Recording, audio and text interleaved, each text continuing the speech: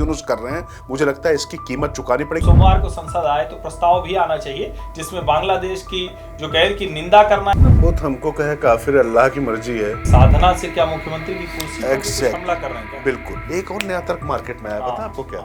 नीतीश कुमार वाला, तो बनेगा तो फडणवीस ही। ये आप मैं फिर कह दे रहा हूँ। सियासत का वक्फ बोर्ड, सियासत का वक्फ बोर्ड अरविंद केजरीवाल। अच्छा ये वाला तो काट के आप लोग आगे बढ़ाएंगे कि वक्फ या तो संशोधित होके कानून बनेगा या समाप्त होगा। प्रियंका की राह में सबसे बड़े रोड़ा रॉबर्ट वाड्रा। नमस्कार, मैं हर्षवर्धन त्रिपाठी। नमस्कार, मैं हूं राजकिशोर। राज की बात हर्ष के साथ का ये एपिसोड, और आज शुरुआत हम भारत की खबरों से नहीं करने वाले हैं। पीड़ा वाली खबर है, परेशान करने वाली खबर है।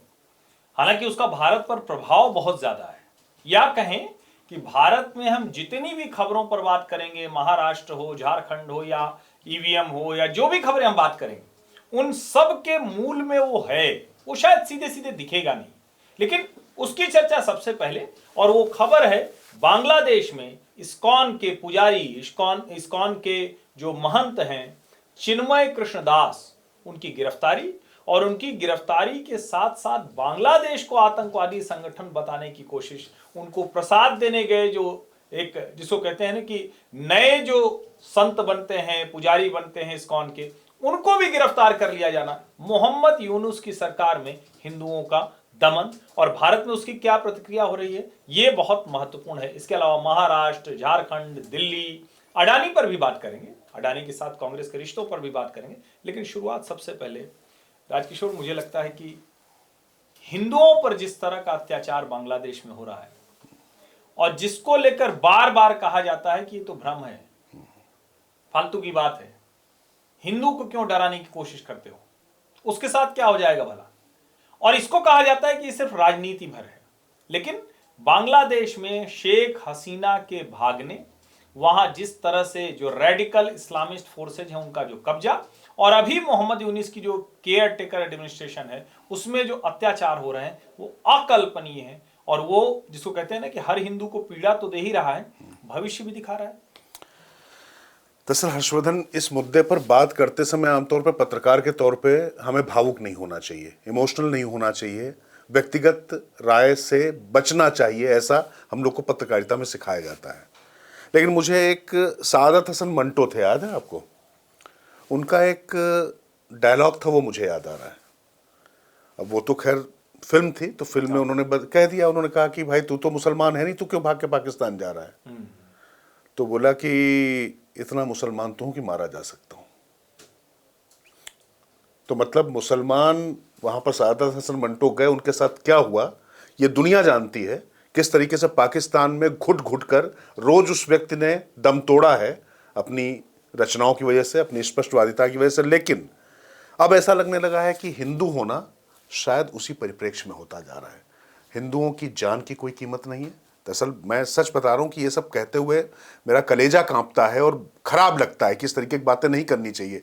लेकिन जो बांग्लादेश में हो रहा है उससे ज़्यादा खतरनाक जो हिंदुस्तान में ट्रेंड चल रहा है, जिस तरीके से उस पर पट्टी बांधी जा रही है, गाजा पट्टी और फलस्तीन को लेकर खून के आंसू बहाने वाले लोग एक बूंद आंखों से पानी तक ना बहा सके, जुबान पर ताला लगा लिया, जिप लगा ली, दही जमा लिया, क्या उपमा दूं, कोई बात करने को तैयार नहीं उन पर। और मेरी शिकायत हिंदुस्तान की सरकार से भी अब है, सिर्फ बात करने से बात नहीं बनेगी हर्षवर्धन जी। मैं जानता हूं राजनयिक मजबूरियां हैं, अपनी एक भारत की पहचान है, भारत की अपनी एक नीति है, मुझे इस पे कोई दिक्कत नहीं। CAA हम इसलिए लाए थे क्योंकि जो अल्पसंख्यक हैं इन देशों में, बांग्लादेश या पाकिस्तान जैसे देशों में जो अल्पसंख्यक हैं उन पर अत्याचार ना हो। लेकिन खुलेआम, अच्छा ये बताइए ना कि हिंदू हैं कितने भारत के बाहर, बचे कहां पर हैं, इस पर किस तरीके से सक्रिय दखल दिया जा सकता है, इस पर अब सोचने की बात है। क्योंकि अगर 71 में दिया जा सकता था तो आज मुझे लगता है कि वो आवश्यकता है। और सबसे ज्यादा दिक्कत जानते क्या हो रही है, ये क्यों नहीं कर पा रही सरकार ऐसा? मैं सिर्फ सरकार को दोष नहीं दूंगा, यहां पर ये जो छद्म धर्म निरपेक्षता के नाम पर जो ये अलमबरदार जो बैठे हुए हैं, जिन्होंने ठेका लिया हुआ है इस बात का, उनकी दिक्कत है। वो इस तरीके का माहौल बनाए हुए कि ये जैसे कोई मुद्दा ही नहीं है। जिस तरीके से वहां पर अल्लाह अकबर कहने के लिए लोगों को मजबूर किया जा रहा है, मतलब आप यहाँ पर कुछ भी करते हैं तो यहाँ पर ऐसा नहीं देखा जाता है कि किसी मुसलमान की या किसी दूसरे धर्म के व्यक्ति के साथ अनाचार हो रहा है, अत्याचार हो रहा है, तो सब उसके लिए खड़े होते हैं, उस पर बात करते हैं, संविधान बात करता है, कानून बात करता है, बल्कि ज्यादा चीत्कार मचती है। आप बताइए ना, पाल घर में साधुओं को पीटने की घटना या जो यहां पर लिंचिंग हुई थी दादरी में, दोनों में जरा देख लीजिए कवरेज का फर्क, राष्ट्रीय और अंतर्राष्ट्रीय स्तर पर ज्यादा खतरनाक क्या था उसको देख लीजिए। तो मुझे लगता है कि ये अब खुलकर बात करने का समय है, इस पे कोई झिझक नहीं होनी चाहिए। और ये जो मोहम्मद यूनुस कर रहे हैं, मुझे लगता है इसकी कीमत चुकानी पड़ेगी और भारत को अब ज्यादा सक्रिय दखल की जरूरत है। और जो यहां पर बैठे हुए लोग हैं, थोड़ा सा मुंह खोलो, थोड़ी अपनी अंतरात्मा जगाओ, कुछ शर्म करो, बस मैं यही कह सकता हूं। नहीं, निश्चित तौर पर। और भारत सरकार ने जो डिप्लोमेटिक चैनल्स हैं, मिनिस्ट्री ऑफ एक्सटर्नल अफेयर्स की तरफ से बहुत कड़ी प्रतिक्रिया दी गई है। शेख हसीना जो वहाँ की प्रधानमंत्री हैं, अभी निर्वासित हैं, वो भारत में ही हैं, उन्होंने एक तीखी प्रतिक्रिया दी है और उन्होंने चिन्मय कृष्णदास को तुरंत छोड़ने की बात की है। जिस तरह से दुनिया भर से प्रदर्शन हो रहे हैं, दुनिया भर से लोग समर्थन में आ रहे हैं, कीर्तन प्रदर्शन हो रहे हैं, भारत में हो रहे हैं, दुनिया के अलग अलग हिस्सों में। इस्कॉन इंटरनेशनल बहुत बड़ी संस्था है। हालांकि वहां जो बांग्लादेश का इस्कॉन है, उसने चिन्मय कृष्णदास के साथ अपने रिश्तों को थोड़ा सा एक कहें कि संदेह के दायरे में डाला। हालांकि जो इस्कॉन का इंटरनेशनल विंग है, इस्कॉन इंक, उन्होंने बाकायदा, जो वॉशिंगटन में है, उन्होंने बाकायदा चिन्मय कृष्णदास के साथ वो खड़े हुए और कहा कि हम उनके साथ हैं। लेकिन जो सबसे जरूरी बात है, जिसको हम कई बार भूल जाते हैं, भारत में कहते हुए कहा जाता है कि आप ये क्यों कह रहे हैं, तो आप जहां मुस्लिम मेजॉरिटी हुई, फिर वो बांग्लादेश हो या फिर संभल हो, वहां कोई भी जो जिसको कहते हैं ना कि कॉन्स्टिट्यूशनल अथॉरिटी नहीं रह जाती, वहां एक समान अधिकार नहीं रह जाते हैं। और बांग्लादेश की घटना पर हम उम्मीद कर रहे हैं कि जब 20 जनवरी को ट्रंप अपने ऑफिस में आ जाएंगे तो शायद उस पर तीखी प्रतिक्रिया देंगे, कड़ाई से बात करेंगे, क्योंकि यह आरोप लगता है कि डीप स्टेट जो अमेरिका का है, उसने ही मोहम्मद यूनुस को वहां स्थापित कराया है। अब भारत सरकार की तरफ से जो कुछ है, बैक चैनल बातचीत से जितने तरह का प्रेशर है, वो सब हो रहे हैं। हालांकि एक बात मुझे लगती है कि संसद की तरफ से एक प्रस्ताव जरूर जाना चाहिए था, जो थोड़ा तीखी निंदा वाला ध्वनि होती, उसको दुनिया भर में इसको कहा जाता। अच्छी बात यह है कि जो चाहे आप यूके के सांसद हो, उनकी बात देख लीजिए, अमेरिका के प्रतिनिधि हो, या फिर जो दूसरे देशों का है, वो भी इस बात पर कह रहे हैं। और चूंकि इस्कॉन दुनिया के हर देश में है, तो इसकी जो कहें कि कीमत वो बांग्लादेश को चुकानी पड़ सकती है। नहीं, बांग्लादेश को जब चुकानी पड़ेगी तो हर्षवर्धन वो चुकानी पड़ेगी। इस पाप से आप दूर नहीं जा सकते। उद्धव ठाकरे को मैं मानता हूं कि पाल घर के साधुओं का श्राप ले डूबा। जिस तरीके से वो मारे गए, मुझे लगता है कि ये एक नियति का संदेश था, ये सबको समझना चाहिए। लेकिन ये हो क्यों रहा है, मेरी आपत्ति इस बात पर है, ये परिस्थितियां क्यों बन रही हैं। अगर यूके और यूएस के सांसद इस मुद्दे पर मुखर होकर बात उठा सकते हैं, तो भारत में राजनीतिक जो आपके स्वार्थ हैं या जो राजनीतिक सीमाएं तोड़कर क्यों नहीं, आप किसी धर्म के लिए नहीं, एक मानवता के लिए, मानवाधिकारवादी होने के नाते आप क्यों नहीं सवाल उठा सकते हैं, क्यों आवाज नहीं उठा सकते हैं। आपकी तो बहुत सुनी जाती है, बहुत बात होती है, पता नहीं कहां कहां पर पूरे देश में, मतलब पूरी दुनिया में बैठे हुए लोग हिंदुस्तान में हो रही घटनाओं को अलग अलग तरीके से पेश कर देते हैं।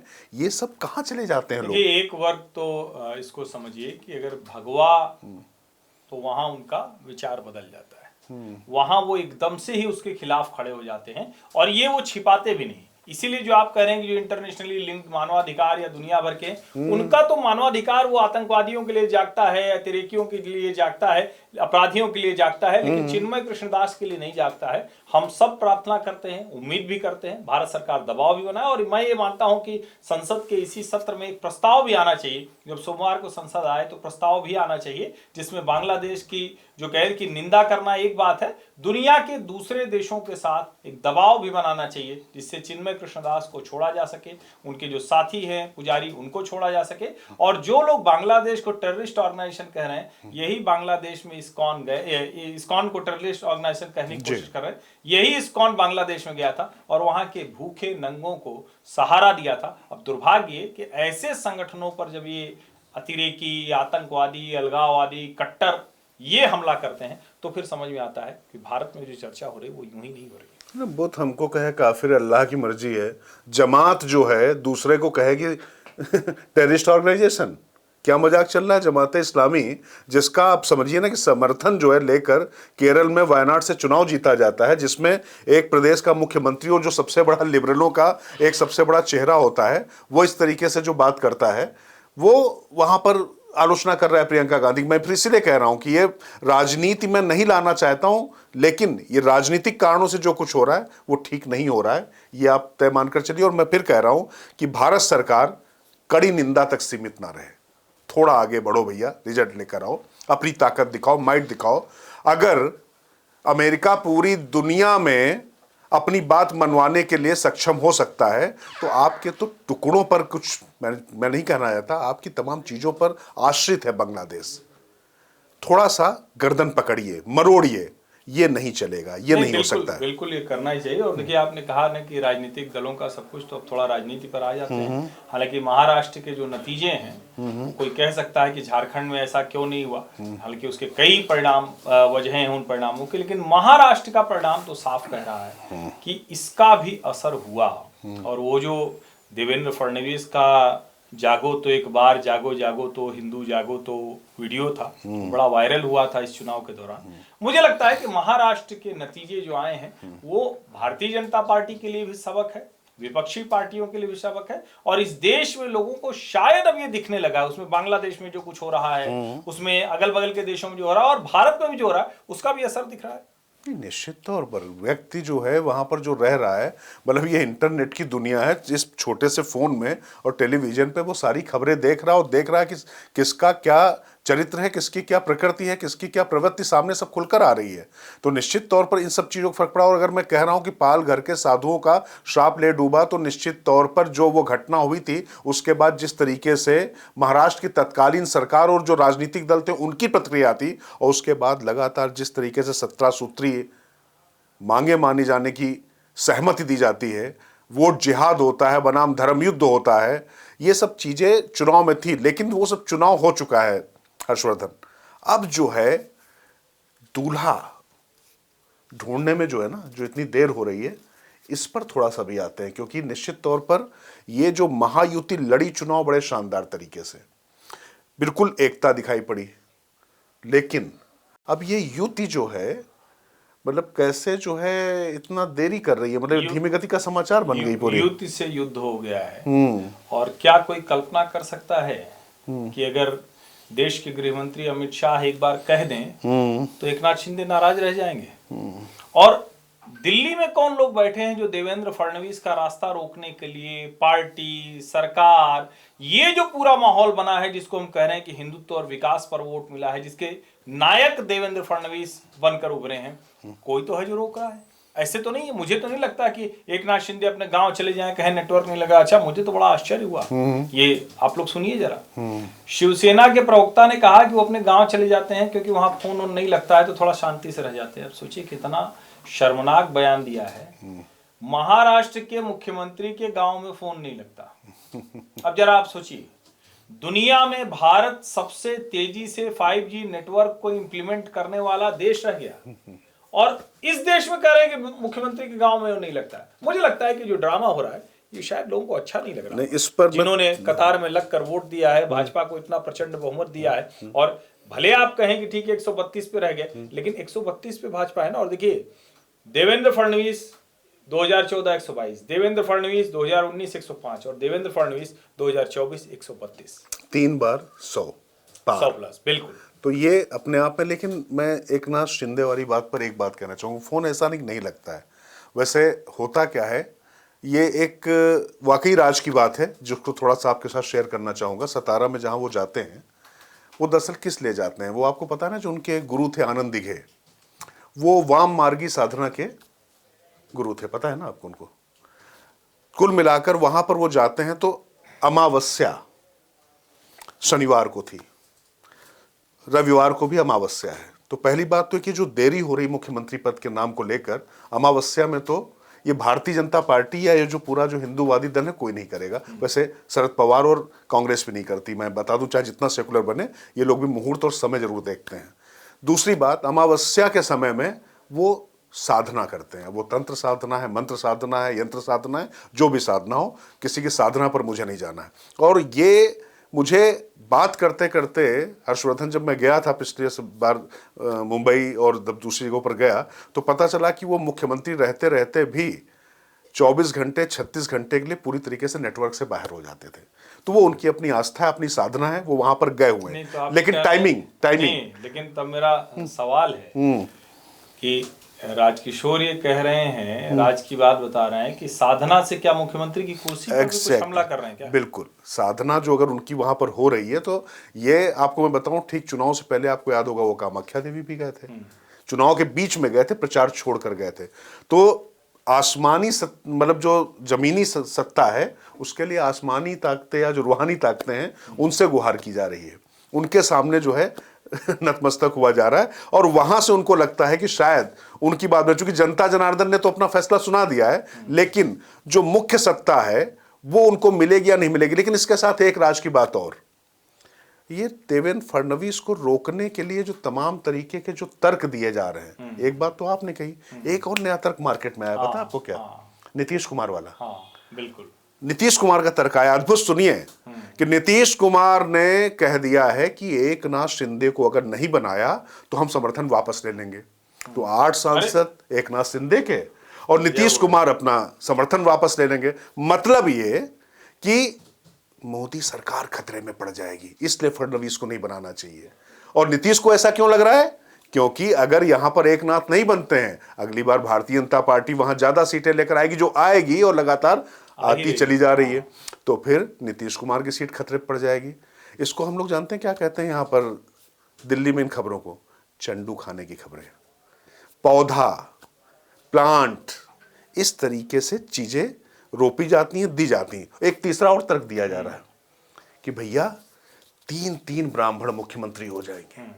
हिमंतो विश्व शर्मा, अबे भैया हिमंतो विश्व शर्मा ब्राह्मण होने की वजह से वहां पर है। नॉर्थ ईस्ट में जिस तरीके से उस आदमी ने काम किया, कांग्रेस से आया हुआ आदमी, और उसने जो वहां पर पूरा रिजल्ट दिया, इसलिए वो वहां पर है। भजन लाल शर्मा की आप बात कर सकते हो, क्या वो भी ब्राह्मणों की वजह से? अच्छा, देवेंद्र फडणवीस, जिसने अपनी उपयोगिता न सिर्फ साबित की बल्कि अपना पुरुषार्थ साबित किया।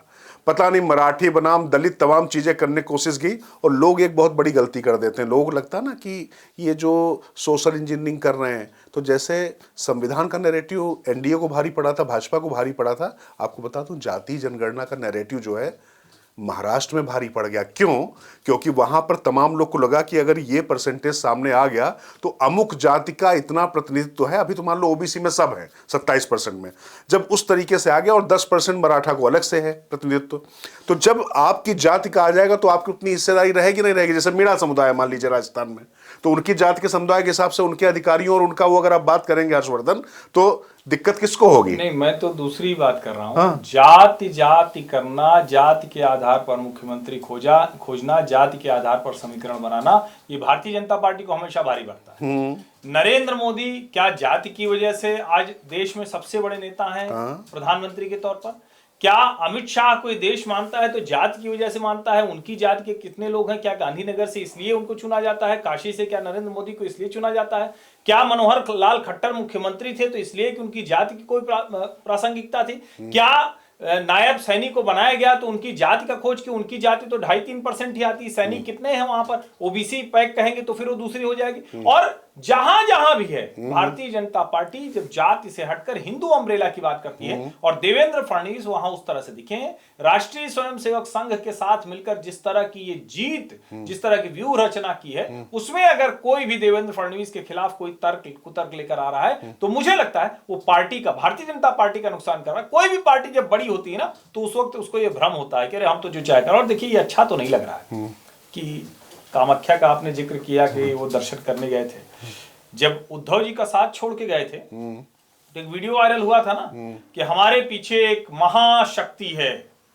भैया, जब महाशक्ति का पता है तब भी आए, आधा घंटा पहले अमित शाह से बात की, और महाशक्ति उसके बाद भी उनको डरा नहीं रही है, महाशक्ति का अनुमान नहीं। मुझे लगता है कि बीजेपी के भीतर जो एक वर्ग है, और मैं फिर कहूंगा, देखिए विनोद तावड़े महासचिव के तौर पर 2 ही मजबूत महासचिव हैं, सुनील बंसल और विनोद तावड़े, दोनों बड़े ताकतवर हैं, संगठन के लिहाज से बड़े उपयोगी हैं। लेकिन मास लीडर के तौर पर देवेंद्र फडणवीस हैं।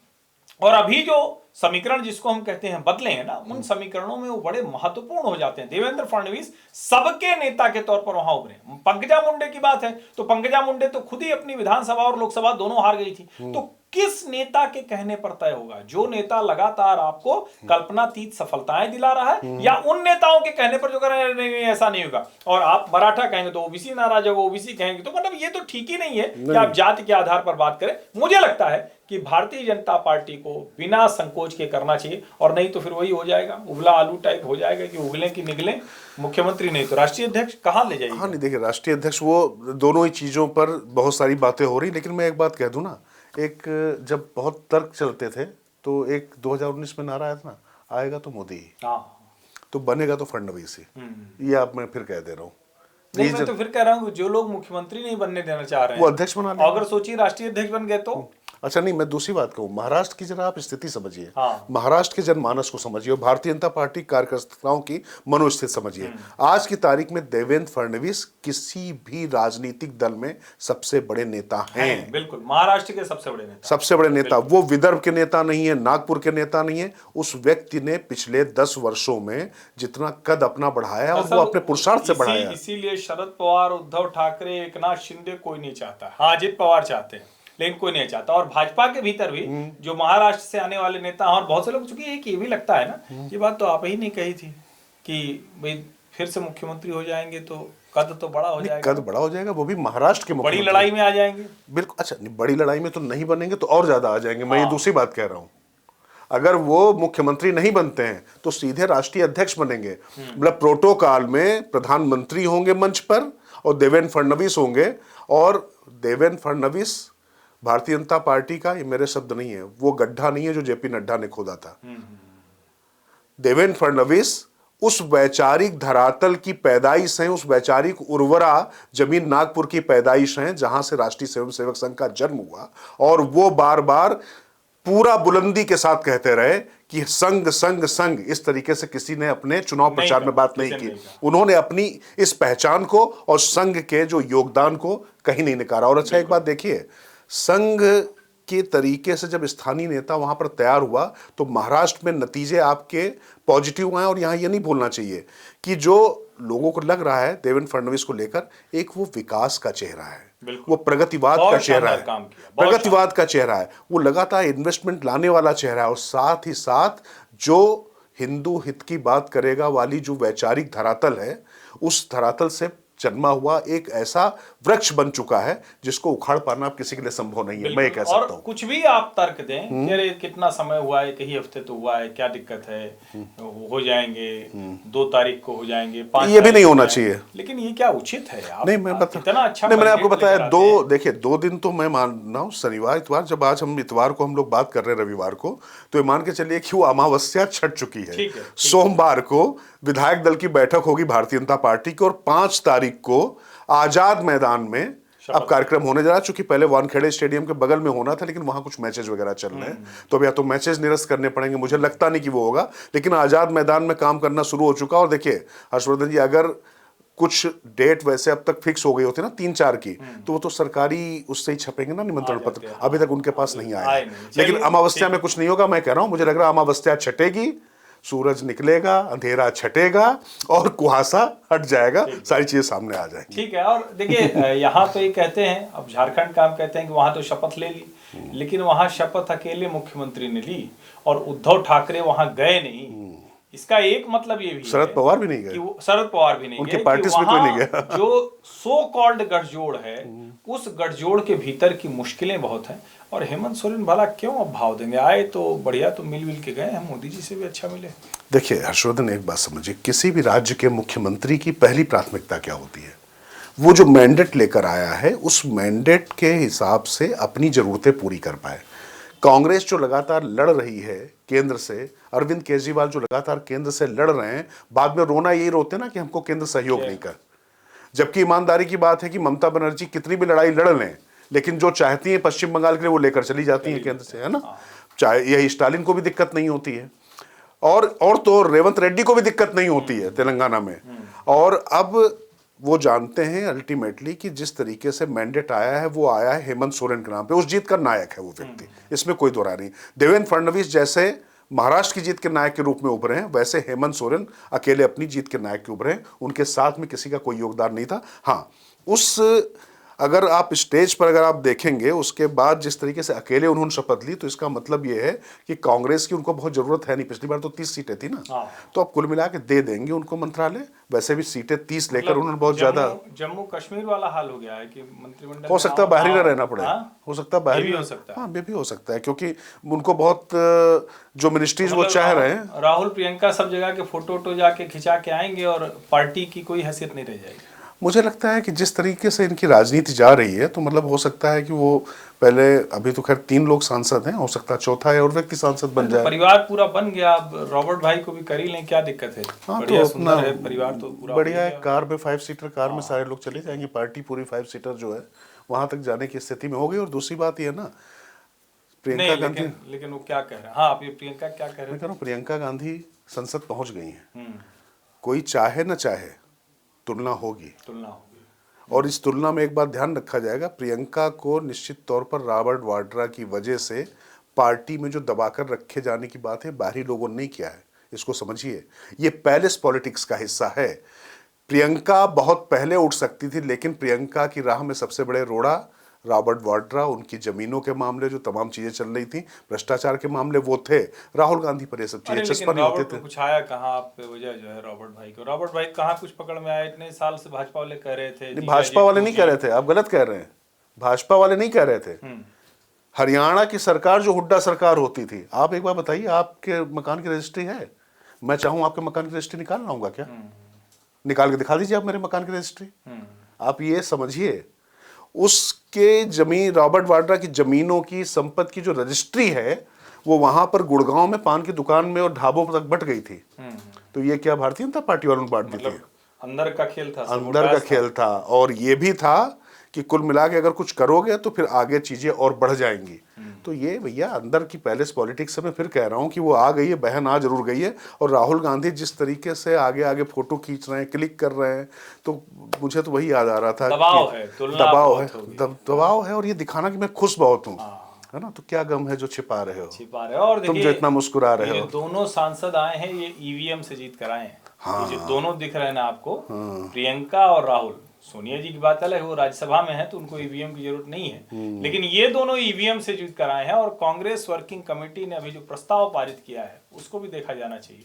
वो बड़ी चिंता व्यक्त कर रहे हैं कि अनएक्सपेक्टेड हो गया, जबकि महाराष्ट्र के चीफ इलेक्टोरल ऑफिसर ने साफ साफ बताया कि 2024 में कैसे 5 बजे कितना था, फाइनल आंकड़ा क्या हुआ, 19 में कैसे था, कितना आंकड़ा हुआ, फॉर्म 17C से कैसे मिलते हैं। लेकिन ये जिस तरह से कह रहे हैं, पहले खड़गे जी ने कहा कि हमें ईवीएम नहीं चाहिए, अपने गोदाम में रख लो। अच्छा, वो ऐसे कह रहे हैं गोदाम में रख लो जैसे कोई अमित शाह की और नरेंद्र मोदी की निजी संपत्ति हो। ये देश की संपत्ति है, देश का पैसा लगा है। और ये जो प्रस्ताव आया है, तो इसका मतलब क्या हुआ? क्या एकदम ही हताश हो गए हैं, ईवीएम पे नहीं जो है, और जम्मू कश्मीर और झारखंड पे बड़ी प्रसन्नता व्यक्त की है कि अच्छा किया हम जीत गए। हाँ नहीं, वो जीत गए, लेकिन मैं इसमें एक बात कहूँगा, जो आपने कहा ना कि मल्लिकार्जुन खड़गे ने क्यों कहा हर्षवर्धन कि उसको अपने गोडाउन में रख लो। दरअसल कांग्रेस की सत्ता में पूरा देश ही गोडाउन था। इंदिरा गांधी स्टेडियम होगा, इंदिरा गांधी हवाई अड्डा होगा, पंडित जवाहरलाल नेहरू हवाई अड्डा होगा, शहर का नाम राजीव गांधी के नाम पर पड़ जाएगा, प्रतिष्ठानों का नाम राजीव गांधी फाउंडेशन के नाम पर पड़ जाएगा। तो कुल मिला के वो गोडाउन ही उन्होंने देखे हैं। तो उनको लगता है कि चुनाव आयोग से लेकर सुप्रीम कोर्ट तक जितनी संवैधानिक संस्थाएं हैं, वो सारी गोडाउन में ही रखने लायक हैं। तो जिसने ये देखा है तो वो यही कहेगा उसमें मल्लिकार्जुन खड़गे की गलती नहीं है। हर्षवर्धन जी, आप समझिए, गलती जो है उसमें उस पूरे सिस्टम की है। जो सिस्टम सरकार किसी की भी वो चलता रहता है ना, वो उस सिस्टम की गलती है। और दूसरी बात है कि इसी के साथ देख लीजिए ना कि सिस्टम की जब हम बात कर रहे हैं और गोडाउन की बात कर रहे हैं, तो जरा संभल तक भी हो लेते हैं। नहीं, वक्फ, मतलब जो वक्फ की बात है ना, संभल पर बिल्कुल चले, लेकिन शुरू यहाँ से करें कि सिस्टम तो फिर वो भी बड़ा स्ट्रांग है ना। सरकार को तो अंत में इस सत्र में तो वक्फ लाने का नहीं हो पाया। जगदम्बिका पाल ने एक्सटेंशन मांगा, बजट सत्र तक एक्सटेंशन हो गया। तो अभी क्या अभी आ पाएगा या नहीं आ पाएगा? और कुछ एक तर्क ये आता है कि भाई वो ठंडा कर करके खाएंगे, थोड़ा नरेंद्र मोदी की आदत है, उसी तरह की राजनीति करते हैं। दूसरा ये आता है कि जो बार बार कहा जाता था कि नीतीश कुमार और चंद्रबाबू नायडू का दबाव है, इसलिए इसको थोड़ा लंबा टाला जाएगा। आपको क्या लग रहा है? मैं एक कहानी आपको सुनाता हूँ हर्षवर्धन, थोड़ा सा समय लगेगा तो प्लीज बियर विद मी। नहीं, अब करने पड़ेगा, कोई सुन विकल्प लीजिए। नहीं। अब जब राज की बात हर्ष के साथ कर रहे हैं तो करना पड़ेगा। चलिए। और थोड़ा सा सुनिएगा तो आप नरेंद्र मोदी की स्टाइल समझ जाएंगे। 2014 में जब नरेंद्र मोदी आए थे तो तमाम कुछ लोगों ने पूछा था मोदी अब ये कर देंगे वो कर देंगे, तो मैंने उनको एक कहानी सुनाई थी। मेरे घर में एक समय में एक लंगूर पला हुआ था, बंदर होता ना, लंगूर पला हुआ था। एक बार उसके सामने काला सांप हो गया, सच्ची घटना है हर्षवर्धन। उस काला सांप आ गया, वो एकदम से आया, तो बंदर का नाम बसंत था। मैंने कहा बसंत भागो भागो भागो, तब तक बसंत भागे कहाँ, वो सांप को छेड़ छेड़ के, वो जैसे ही छेड़े वो फन उठा के खड़ा हो जाए बार बार, फिर वो धीरे धीरे वो फुसकारे, वो थकने लग जाए। जब थक के जब भागे तो बसंत क्या करे, वो फन से पकड़े, ऐसे रगड़ के छोड़ दे, सांप बिलबिलाए, फिर पकड़ के छोड़ दे, सांप बिलबिलाए। धीरे धीरे करके उसने आधे घंटे तक मनोरंजन किया और बहुत बुरी मौत उस सांप को मारा। और उसके बाद उसको देख के, ऐसे चेहरा देख के वो अपनी खीसे नहीं पोड़ रहा था। तो कुल मिला के Narendra Modi style of politics वही है। ये जो देख रहे हैं ना विषधर जो है ना, कुल मिला के ऐसे रगड़ रगड़ के इस तरीके से जो है खेल रहे हैं, और लगातार वो खेलते चले आ रहे हैं, जो कुल मिला के पूरा समय दे रहे हैं। थक लो, अपना पूरा विश्व वमन कर लो, पटक लो, और उसके बाद अंततो गत्वा उसको विषधर बनना है, उसको लंगूर बनना है, अर्धर लाल लंगूर। देखिए, मैं पहले भी कई बार कह चुका हूँ, लेकिन इससे रोचक नहीं हो सकता है ये समझने का। और वक्फ, मैं कहता हूं उसको बहुत साधारण भाषा में कि वक्फ या तो संशोधित होके कानून बनेगा या समाप्त होगा। बिल्कुल। अब इन्होंने जो कहानी सुना दी है तो कौन सा वाला विकल्प है आप खुद ही देख लीजिए। लेकिन इस कहानी से, और ये Narendra Modi style of politics है। कई बार कहते हैं ना कि वो ठंडा करके खाना चाहिए, तो खिचड़ी बीच में से हाथ डाल दीजिएगा तो हाथ भी जलेगा, तालू भी जलेगा, पेट भी जलेगा, खिचड़ी का स्वाद भी नहीं मिलेगा। किनारे किनारे से धीरे धीरे खाइए तो ठंडी भी हो जाएगी, मजे से खा भी लेंगे, आनंद भी होता आता है। तो मुझे इसमें कतई कोई भ्रम नहीं है। अच्छा है कि हम दोनों इस पे एक मत है। नहीं बिल्कुल, इसमें दरअसल इसलिए कई लोग नाराज हैं कि रे वक्फ क्यों वापस ले लिया, क्या कर दिया, सरकार पीछे चली गई, अरे देखो मोदी फिर बैक ट्रैक कर गया, ये हिंदू वाला क्या है। कई लोग ऐसे मैं बताऊं आपको, 2019 का एक और उदाहरण दे रहा हूं, असली घटना। 2019 का लोकसभा चुनाव था, राजनाथ सिंह गृह मंत्री थे। मैंने उनका साक्षात्कार किया, एक चैनल में काम करता था तो उनका साक्षात्कार किया। तो मैंने उनसे कहा कि आपका 370 35 है, और ये सारा CA NRC सब तो कुछ तो नहीं हो पाया।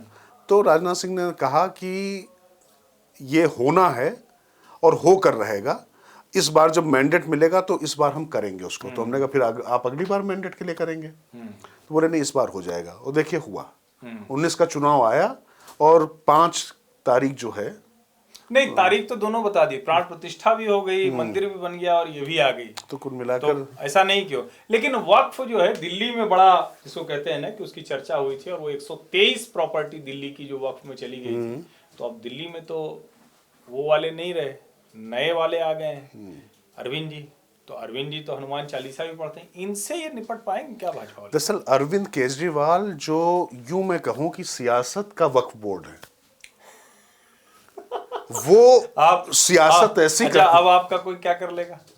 मेरा तो कोई कर सकता है, मैं तो वाकई फकीर हूँ, झोला उठाऊंगा चल दूंगा। नहीं अब मान लीजिए कहीं और होते तो हो सकता है कि अरविंद जी फोन ऑन कर देते कि तो वो तो एक बार हो ही चुका है। हाँ, वही कह रहा हूँ। लेकिन जब तब नहीं रुका तो अब क्या रुकूंगा भैया? नहीं, अब इसमें क्या करेंगे? तो मतलब तो ये नहीं, कुछ नहीं कर सकते, वो बस वही कर सकते, अच्छा वो वही कर सकते हैं जो विषधर कर सकता है। सियासत का वक्फ बोर्ड, सियासत का वक्फ बोर्ड अरविंद केजरीवाल। अच्छा, ये वाला तो काट के आप लोग आगे बढ़ाएंगे ना, वायरल तो है ना ये मसला, ये छोटी बात नहीं है। इसलिए क्योंकि उनकी जो सियासत है, उन्होंने दावा ठोक दिया हम ईमानदार हैं, तो ईमानदारी की जो जमीन है वो उनकी हो गई है। वो अलग बात है कि लिकर घोटाले में, शीश महल घोटाले में वो अंदर जाएंगे, लेकिन कट्टर ईमानदार का वक्फ बोर्ड, उनके नाम वक्फ जो है, उन्होंने दावा ठोक दिया। तो है, लेकिन अब तो सवाल खड़े हो रहे हैं ना, अब तो ईमानदारी पे ढेर सारे सवाल खड़े हो तो रहे हैं। वक्फ बोर्ड पे भी सवाल खड़े हो रहे हैं ना। अब तो पूरा माहौल है। मैंने कहा ना कि वक्त आ गया, अभी क्या था, अभी तक पूंछ पे मारा जा रहा था, अब धीरे धीरे फन पकड़ के रगड़ना शुरू हो चुका है। मुझे नहीं लगता कि अरविंद केजरीवाल के ऊपर जरा सा भी फर्क पड़ने वाला है, फिर वो अरविंद जी आने वाले हैं। आप क्या कह रहे हैं? देखिए, अगर हर्षवर्धन अरविंद केजरीवाल अभी भी आ रहे हैं ना, तो ये आप मान कर चलिए कि भारतीय जनता पार्टी को और कांग्रेस को, दोनों की मैं बात कर रहा हूँ, इन दोनों को एक काम करना चाहिए। अपना दिल्ली का जो कार्यालय है ना, उसको किराए पर उठा देना चाहिए, कुछ पैसा आना शुरू हो जाएगा।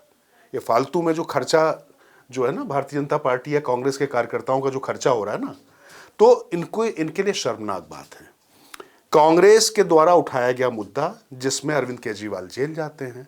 अब लोकसभा चुनाव के बाद विधानसभा चुनाव में कांग्रेस और अरविंद केजरीवाल बिल्कुल पूरी तरीके से अलग है। लेकिन भारतीय जनता पार्टी जो तीसरी बार केंद्र में जीती, 7 की 7 सीटें तीनों बार जीती है, अगर वो नहीं कर पाती है तो चाहे वो वीरेंद्र सचदेवा हो, चाहे वो हर्ष मल्होत्रा हो, चाहे विजय गुप्ता हो या विजय गोयल हो, ये जितने लोग यहाँ पर दिल्ली के सूरवीर हैं, इन सबको वीआरएस दे देना चाहिए।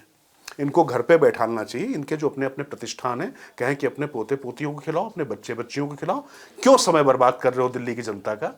फोटो आप कराने चले जाते हो, इसका कोई मतलब नहीं हो। जो तमाम ये ट्विटर वीर भी खड़े हो गए ना, जाके कभी गाजीपुर खड़े हो जाएंगे, वो हो जाएंगे, इसका मतलब ये दिखाता है कि जनता से कितना कटे हुए लोग हैं। एक नरेंद्र मोदी के नाम पर जो है पूरी तरीके से अपनी सियासत चमकाना जानते हैं, जमीन पर कोई काम करने को तैयार नहीं है। शर्म होगी उनके नाम पे। वैसे मुझे ऐसा लगता है कि अरविंद केजरीवाल को ये लोग हरा पाए, इन्होंने ऐसा कोई काम नहीं किया है। लेकिन अरविंद केजरीवाल ने बहुत मेहनत कर ली है कि लोग उन्हें हिकारत की दृष्टि से देखें, हे दृष्टि से देखें और उस व्यक्ति पर अविश्वास करें और प्रतिशोध ले जनता, इसलिए शायद इनका फायदा हो जाए।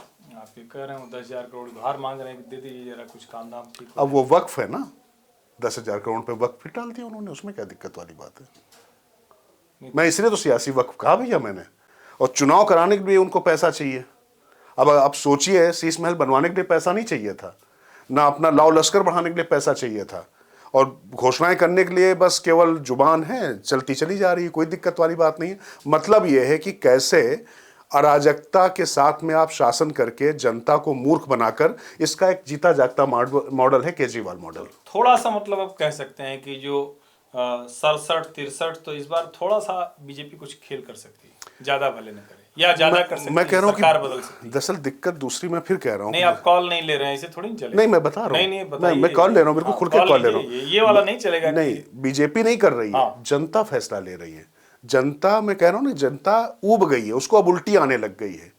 भाई लगातार छठ भी निकल गई, यमुना जी में छठ पूजा भी हो ली, और पॉल्यूशन की बात, अभी ग्रैब लगा रखा है इन्होंने। अब इस ग्रैब में हो क्या रहा, पब्लिक को परेशान किया जा रहा है। ऐसे पुलिस वाले लगा देते टेढ़ा मेढ़ा करके, पुलिस वाले भी उसमें। ग्रैब लगाने की जरूरत पड़ी, इसका मतलब ये है कि सरकार ने कुछ नहीं किया। बिल्कुल। और इससे शर्मनाक कुछ नहीं, उसके बाद भी कुछ नहीं हो रहा है। हवा पानी कुछ भी आप साफ नहीं दे सकते हैं, जो बेसिक नेसेसिटी वो नहीं दे सकते हैं, और आप दिल्ली मॉडल कहते हैं। और बेशर्मी देखिए राजनीति की, कि रेवड़ी पर चर्चा कर रहे हैं। वो कह रहे हैं कि हम ये दे रहे हैं आपको, ये रेवड़ी जो है, ये रेवड़ी हम देते रहेंगे, हमें लाइए जिससे रेवड़ी मिलती रहे। दिल्ली की जनता जो प्रति व्यक्ति औसत आय में देश में सबसे ऊपर वाले राज्यों में है, उनको वो कह रहे हैं कि हम रेवड़ी की राजनीति कर रहे हैं। मैं इसीलिए कह रहा हूं कि बेशर्मी का भी वक्त उन्हीं के पास है। मैं बार बार कह रहा हूं कि असली सियासत का जो वक्त बोर्ड, ऐसे नहीं कह रहा हूं हर्षवर्धन, हर चीज पे वो शख्स दावा ठोकेगा, बात करेगा। मैं देख रहा था कि वो पंजाब जाकर कह रहे थे कि हमने दिल्ली में इतने पुल बना दिए, मेट्रो बना दी, ये कर दिया, वो कर दिया। क्या किया है वो जो दिल्ली में हम लोग रह रहे हैं, उनसे जरा पूछ लीजिए भैया क्या कर दिया है। एक शीला दीक्षित की सरकार थी, अब तो लगता है कि भैया शीला जी के साथ जिन जिन लोगों ने उनके ऊपर आरोप लगाए थे, उन सबको उनसे माफी मांगनी चाहिए। अरे माफी क्यों मांगे, उसी पे सरकार बन गई, आप कह रहे माफी मांगे। नहीं, मैं जनता की बात कर रहा हूँ। हाँ, नहीं, लेकिन जनता ने तो भाजपा को 30 सालों से दिल्ली की सत्ता से दूर रखा है। हाँ, नहीं, वो मैं 30 साल हो गए। आप प्रो इनकम्बेंसी के मॉडल की अभी बात करते हैं। शीला जी 15 साल नहीं, 15 साल इनको होने जा रहा है, मतलब 10 साल और 11-12 साल मान लीजिए। उसके बावजूद भारतीय जनता पार्टी सत्ता में नहीं आ पाई। अगर इतने एंटी इनकम्बेंसी पे भाजपा सत्ता में नहीं आ पा रही है, तो भाजपा के नेतृत्व को जरा सोचना चाहिए। और ये तो नरेंद्र मोदी और अमित शाह को भी सोचना चाहिए कि यहाँ किसको तैयार करें, कैसे तैयार करें। वो सोच के क्या कर लें। दिक्कत यह है कि यहाँ सबको लगता है कि दिल्ली में सारे सांसद बैठे हुए हैं, प्रधानमंत्री बैठे हुए हैं, गृह मंत्री, रक्षा मंत्री सब बैठे हुए हैं। लेकिन जो यहाँ के जो लोकल नेता हैं, जरा उनको तो समझिए। एमसीडी में जब जाते हैं तो वो जो है लगातार भ्रष्टाचार की अलग तरीके की तारीखें लिखने लगते हैं, अलग वो चीज़ें करने लगते हैं। और मैं आपको जो कह रहा हूँ कि अरविंद केजरीवाल इस बार क्यों नुकसान में आ सकते हैं, फिर मानिए, शीला दीक्षित से एक बार मेरी बात हुई थी हर्षवर्धन। शीला दीक्षित ने जब कहा, तीसरी बार जब जीत के आई ना वो, तो हमने कहा कि आपको क्यों लग रहा है इस बार जीत के आएंगी, इतना आपके खिलाफ एंटी इनकम्बेंसी है। तो उन्होंने कहा क्योंकि एमसीडी पर भारतीय जनता पार्टी कब्जा है। और लोगों को जो नुकसान होता है, जो लोगों की शिकायतें हैं, वो सभासदों से होती, कॉर्पोरेटर से होती, हमसे नहीं होती हैं। और इस बार ध्यान रखिए कि एमसीडी पर कब्जा किसका है, केजरीवाल। ये राज की बात है। और हर्ष के साथ मैंने कह दी है। नहीं, चलिए, ये एक संकेत है और शायद अभी नहीं दिख रहा हो। निश्चित तौर पर अरविंद केजरीवाल बहुत ताकतवर हैं, उनकी पार्टी बहुत ताकतवर है, या कहें कि भारतीय जनता पार्टी उस तरह से लड़ नहीं रही और कांग्रेस पार्टी तो अभी तक कहीं है ही नहीं। अगर वो भी थोड़ी ताकत दिखाएगी तो हो सकता है दिल्ली के परिणाम बदले। खैर, वो आगे की बात होगी। और अभी इसी में एक वादा भी करा ले रहा हूं, और ये इनसे जो है ना, राजकिशोर से, दिल्ली की सभी विधानसभा का हालचाल ये देंगे। बिल्कुल। और अब ये छोड़ नहीं सकते, क्योंकि अब तो इन्होंने कह दिया नहीं, अब ये छोड़ नहीं सकते। अब ये हर्ष की बात नहीं है, हर्ष का आदेश है जो राज को शिरोधार्य करना पड़ेगा। और ये दरअसल आपसे वादा है कि दिल्ली की 70 की 70 विधानसभा सीटों पर बुलंद भारत टीवी पहुंचेगा और वहां की जो सही तस्वीर है, सही कंटेक्स्ट में आप तक पहुंचाएगा, जिससे हमें भी सच्चाई पता चले और आप तक भी वो बातें पहुंचे। आप यकीन मानिए, अंदाज जुदा होगा लेकिन बात आपकी होगी। बस इतना कह सकता हूं। और चूंकि अभी आदेश हो गया तो भी पूरा होगा। देखिए, ये तो पक्का है, लेकिन जाते जाते एक चर्चा जरूर मैं करूंगा। हालांकि उस पर मैं नहीं करता, क्योंकि अडानी पर राहुल गांधी चीखते चिल्लाते हर दूसरे दिन आरोप लगाते हैं। अमेरिकी कोर्ट में होता है, उसका जवाब आ जाता है कि उसमें अडानी सीधे तौर पर भ्रष्टाचार में नहीं है, FCPA में नहीं है, लेकिन दूसरे कुछ मामलों में है भी। लेकिन एक रेवंत रेड्डी को दबाव ऐसा पड़ा कि रेवंत रेड्डी को प्रेस कॉन्फ्रेंस करके कहना पड़ा कि 100 करोड़ रुपया जो अडानी फाउंडेशन ने अडानी स्किल यूनिवर्सिटी के लिए प्लेज किया था, उसको अब हम नहीं लेंगे। तो ये तो बड़ा डिस्ट्रक्टिव मोड हो गया राहुल गांधी का, कि उनके अपने राज्यों में कोई भी ऐसा अच्छा काम हो रहा हो तो उसमें दबाव बनेगा कि आप उसको छोड़ दीजिए। रेवंत रेड्डी तो यही कह रहे हैं कि हम सिर्फ, कोई गड़बड़ नहीं है लेकिन कंट्रोवर्सी नहीं हो इसलिए हम बाहर जा रहे हैं। जानते हैं कि हर्षवर्धन, पहले क्या होता था राजनीति में, जो सर्वोच्च नेता होता ना, वो तमाम लोगों को शूटर के तौर पे रखता था। वो किसी पर निशाना साधना होता था तो उसके लिए कुछ उसके अपने बंदे होते थे। नरम दल गरम दल की जो पूरी जो है एक परिकल्पना थी, वो इसी कांग्रेस के समय में ही आई थी। लेकिन राहुल गांधी ने क्या किया है कि राहुल गांधी में, फिर कह रहा हूँ, लोगों को बुरा लग सकता है, जितने दिनों में मैं समझ पा रहा हूँ, मुझे नहीं लगता है कि राहुल गांधी अपने स्वविवेक से काम करते हैं। राहुल गांधी को एक बात बता दी गई है कि जाति जनगणना बोलना है, संविधान बोलना है, और साथ ही साथ उसके अडानी बोलना है। अंबानी पहले बोलते थे, तो अब अंबानी जो है 100 बार में एक बार बोलते हैं, बाकी अब वो अडानी ही बोलते हैं। अडानी क्यों बोलते हैं? क्योंकि उनको लगता है कि इससे प्रधानमंत्री नरेंद्र मोदी की इमेज पर वो कुछ जरब पहुंचा पाएंगे। लेकिन यहाँ समस्या आप समझिए कि चाहे वो कांग्रेस शासित राज्य हो, चाहे किसी स्थानीय दल के शासित राज्य हो, इंडिया गठबंधन के तमाम शासित राज्य हो, क्या अखिलेश यादव अडानी के खिलाफ कुछ बोलते हैं? ममता बनर्जी अडानी के खिलाफ कुछ ममता ने तो कह दिया कि हम अडानी के मसले पर संसद नहीं ठप करेंगे। बिल्कुल, मैं वही कह रहा हूं ना। वो इसलिए, क्योंकि ऐसा नहीं कि वो अडानी से डर गए। ममता बनर्जी ताकतवर नेता है। जब वो मोदी और शाह से नहीं डरी तो क्यों अडानी से क्यों डरेंगी? लेकिन उनको मालूम है कि उनके राज्य के लोगों का हित किस बात में है। समस्या यह है कि अपनी अहमन्यता और अपनी मूर्खता के लिए जनता के हितों का तिरस्कार ना करें। ये जो रेवंत रेड्डी को फैसला लेना पड़ा है इसलिए क्योंकि अपने आला कमान को खुश रखना था।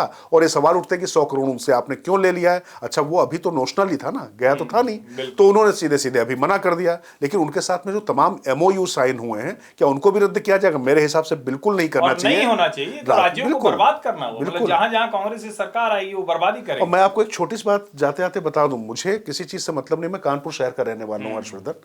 वहां पर RML होती थी, वहां पर डंकन, ये सब थे। ये जब फैक्ट्री मरी, शहर मरने लग गया। NTC BIC थी, मर गई, शहर मरने लग गया।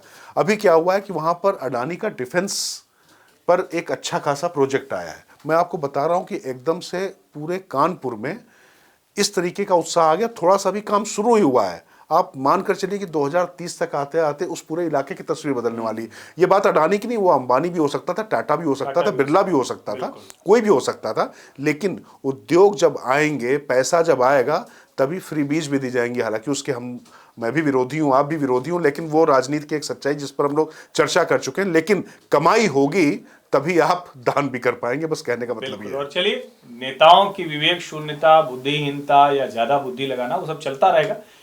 देश का विवेक बचा रहे, देश की बुद्धि, संपन्नता, समृद्धि बढ़ी रहे, और दुनिया में हम अगर बेहतर हो पाएंगे तभी जब लोकतंत्र मजबूत रहेगा, जब उसको कमजोर करने की सारी कोशिशों को हम जवाब देंगे। और हमारा जवाब देने का तरीका यही है, जो EVM में हम बटन दबाते हैं, जो हम लोकतांत्रिक संस्थाओं को मजबूत करते हैं, हमारे देश के न्यायालय जिस तरह के निर्णय देते हैं, और हम उम्मीद करते हैं कि भारत का हर नागरिक, we the people of India, जो इंडियन कॉन्स्टिट्यूशन का जो स्पिरिट है, क्योंकि अभी अभी संविधान दिवस गया है, उस स्पिरिट के साथ, उस भावना के साथ हम आगे बढ़ेंगे। आज फिलहाल इतना ही। बहुत बहुत धन्यवाद। नमस्कार।